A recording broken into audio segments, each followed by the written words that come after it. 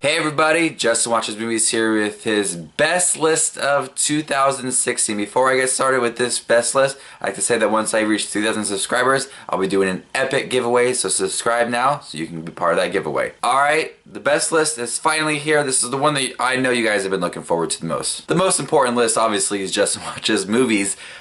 So before we get started with this list, I like to say that this is my list, it's my opinions. They might be different from yours, but we got to respect each other's opinions. Just like every other list, this isn't like a 12-minute review for every single movie that we'd be here for quite a while. And of course, I have some honorable mentions, ones that were pretty good, but just didn't make the list for my top 10 films.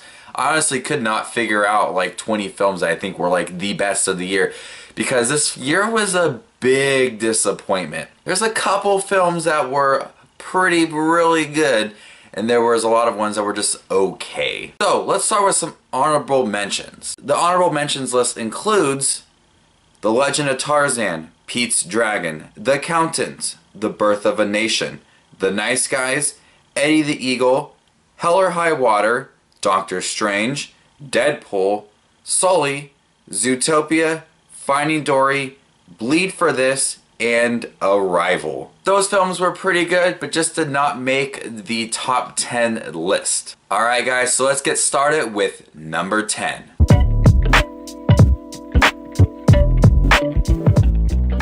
I really enjoyed Rogue One. I knew where the storyline was going, obviously. We've already seen A New Hope, so we already know the storyline behind the Death Star and how they got the plans. We already seen that. So my excitement level was a little low for this film compared to like Force Awakens or Episode 8. The characters were okay. I didn't know much about them, but I was really enjoying the action sequences. It felt like a used Star Wars universe, and they handled the story really well. I like K2SO a lot. He was really funny, so there was nicely placed humor in here.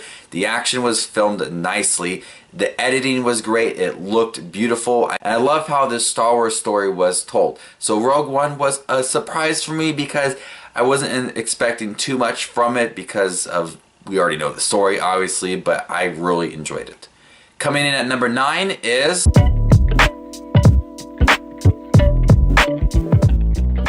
Moana. Was such a treat. It was a beautiful film. It had great musical numbers. Every single song in here I loved and was so catchy. I think the chemistry between Dwayne Johnson and the girl who voiced Moana, at times they butted heads and, you know, that's typical, but in the end they really seemed to get along. And Moana was such a powerful character, and it made the progression for the movie much more meaningful because she had this idea of herself and what she wanted to do with her life, and her parents had this other idea, and so she said, nope, not gonna do that. And so she went on her own journey and made the movie more meaningful, powerful, because we're watching this girl's journey and how she wants to live her life. So I really liked Moana.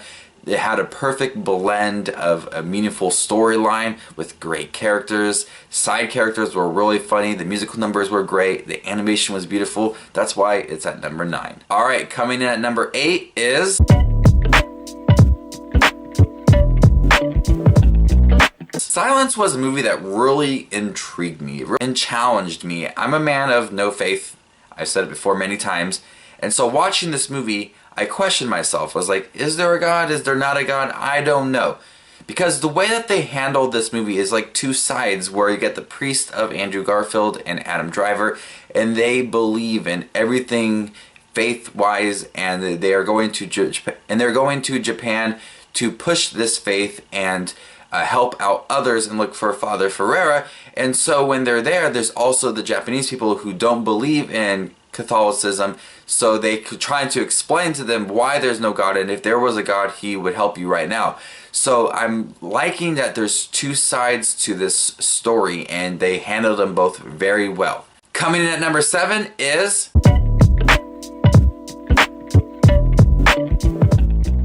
Fences. Was a terrific film. I'm a big fan of movies that have long takes and just average people's lives and just learning about them and just having a lot of interesting, intriguing dialogue. like Before Sunrise, some of my favorite films of all time, and Fences is just like that, where people are just talking. This is nothing really exciting going on in this film. There's no explosions. It's just Viola Davis, Denzel Washington, and a few other people just talking, learning about each other's lives.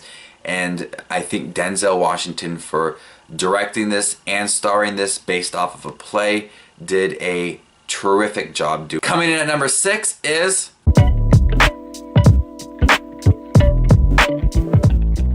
Nocturnal Animals. Has to have the weirdest opening. I'm going to say that right now. It has to have the weirdest opening ever. But right after that, this movie drew me in. It latched on to me. This movie was hard to watch at times. It was so intriguing. I loved how it was a person reading a story and we got to see the story play out on screen. Amazing.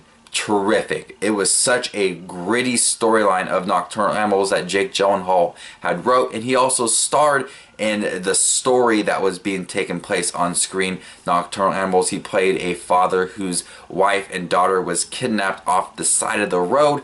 That was so gritty, and that was like the whole entire movie was Amy Adams reading it. And when Amy Adams was reading the story and you get to see like her and her life, it was also very intriguing. It's dark. It's a very stylish looking film. The beginning is a little different from the rest of the film, I'll give it that. But this film is gritty, it's dark, it's disgusting. And I love that it's like 2 movies into one, and it allowed me to enjoy different things in this movie. And I love Nocturnal Animals. Coming in at number 5 is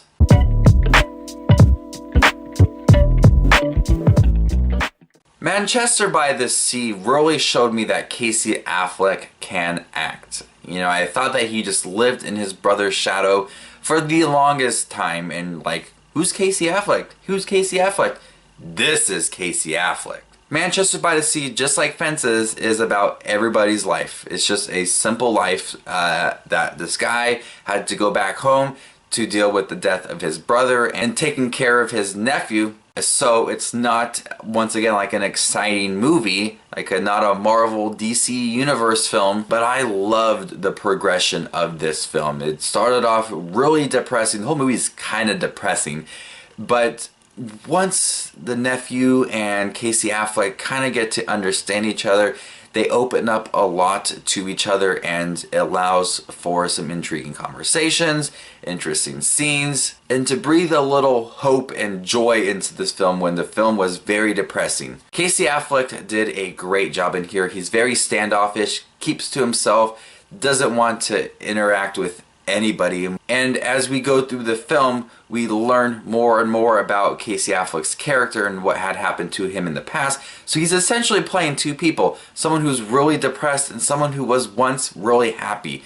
And so once we understand that, we understand why he's so depressed. And for Casey Affleck to balance 2 different personalities was amazing. He did a great job in here. It's a shoehorn in for the Academy Awards, I guarantee it. The directing in here was great. I love the set locations. It just was a terrific film. Alright guys, coming in at number 4 is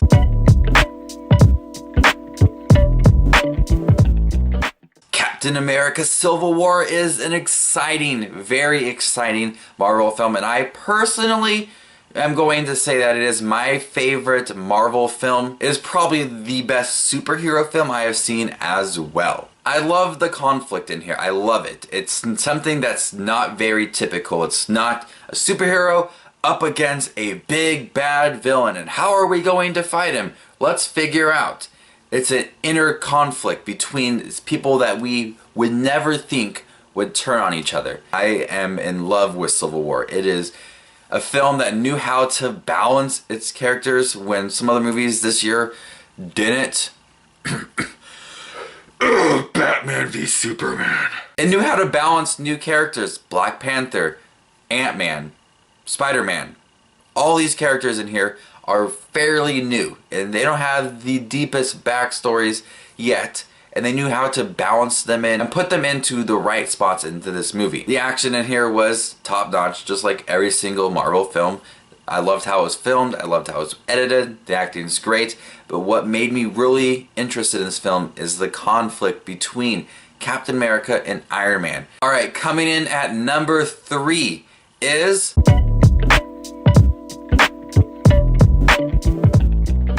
Man, Hacksaw Ridge was an emotional film. It was a very disturbing, gritty film.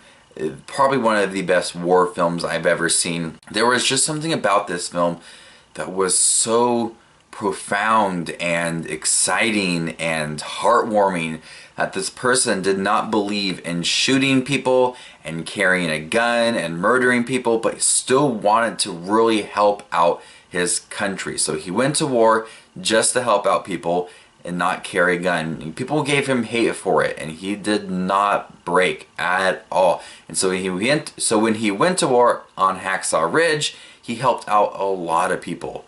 And it was a long battle. And the third act of the film was just him helping everybody out, and it was emotional. I cried, and I was like, this guy is amazing. This guy is the epitome of like an American hero. On top of that, Mel Gibson does not hold back. This film feels like an authentic war film.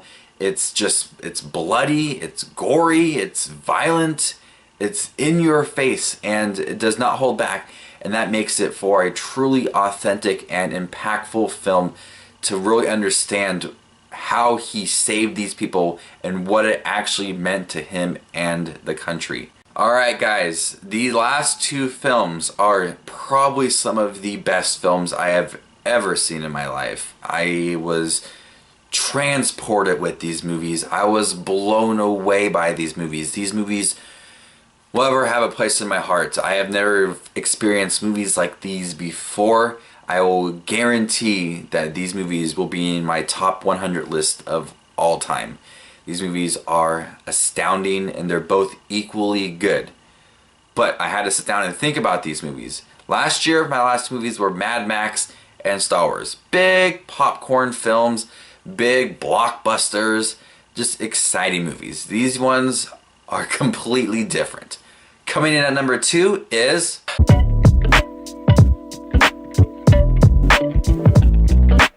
Moonlight. Moonlight is a heartbreaking film. It is equally heartbreaking as it is heartwarming.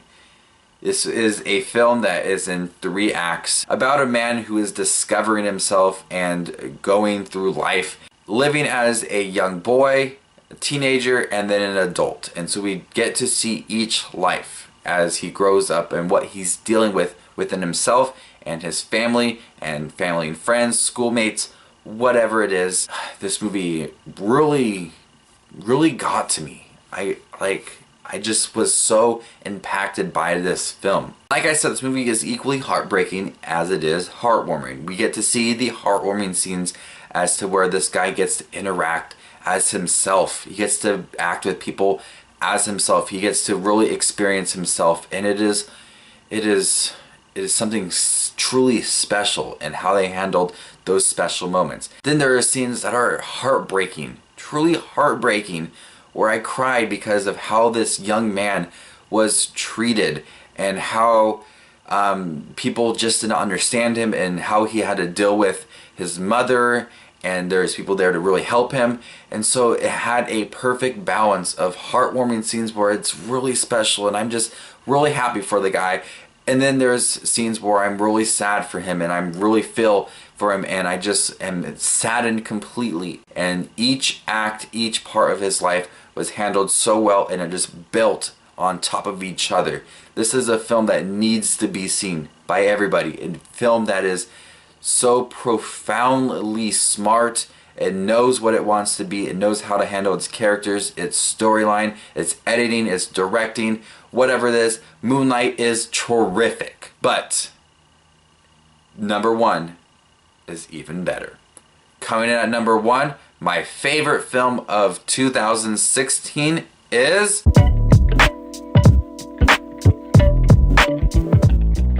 La La Land. It is something that really transported me into another era when this film was set in like 2016. It was a throwback love letter to the golden era of musical movies. Damien Chazelle is like my favorite director right now. Whiplash, favorite film of 2014. Perfect.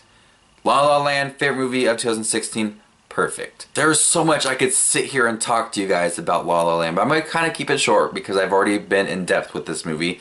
The musical numbers are great. The dance numbers are great. The acting is great. The directing is great. The costumes are great. The settings look great. How I feel about Los Angeles is great. All of it is great. It made me really want to just move to Los Angeles. I've always wanted to live in LA, Hollywood, just California. That's like been my dream for like the longest time, is just to be in LA. Not to really do anything like important, but just to be there. The storyline is nothing new, to be honest, but I fell in love with it. I fell in love with the characters, the story, the directing, the musical numbers, everything in here I fell in love with. La La Land is a perfect film. I have no problems with this film whatsoever. I highly enjoyed this film. It is one of my favorite theater experiences ever. I just had the biggest smile on my face. La La Land is my favorite film of 2016, guys. It is my favorite film. It is one of the best musicals I have ever seen. It is a film that just transported me to the golden era of musicals. It was a love letter. It was a throwback.